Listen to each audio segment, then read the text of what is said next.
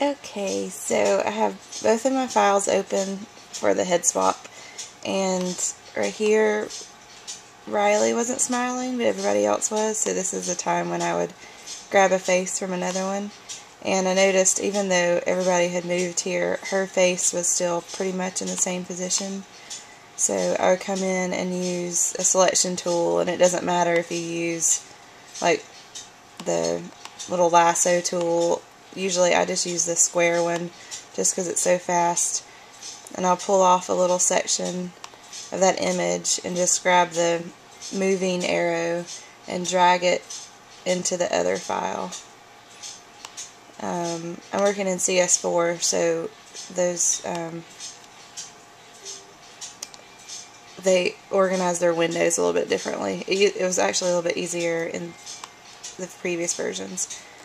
But then I turn on the scale, but I like to come over here to the transparency toolbar and take the transparency down to about 50% so that I can see the layer behind it to line it up.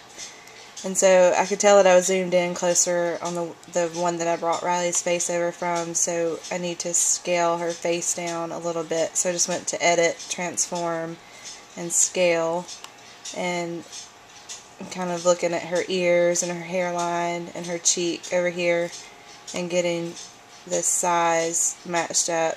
And I'm also going to have to rotate it just a little bit because I can see that like her eyes are not lining up. So I just want to make sure to get it as realistic as possible that the scale and the rotation is the same.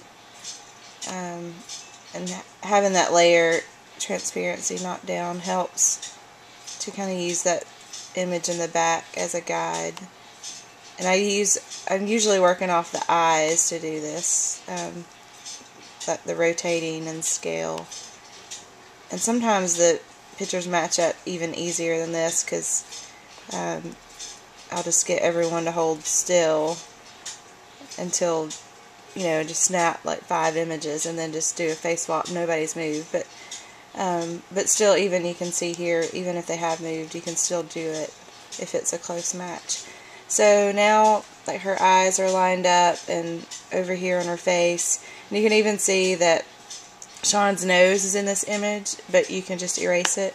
So I hit enter to save that scale and rotate, and then I just bring the eraser tool and erase some of this top layer off that came in with her face from the other image. Sometimes I'll have to I'll leave a little bit of the close in, just depending on how it lines up, but for this one I would come like all the way into her face because of the way it lines up, and then I'll just take his face off right there too, and make sure I get all of that off. Then I'll come over and bring the opacity back up just to check it to see if it lines up right, and then I'll just kind of turn it off and turn it on a few times to see if there are any little spots that I missed erasing, and just to make sure it looks natural. Then I zoom out, and I think that looks pretty good. Voila!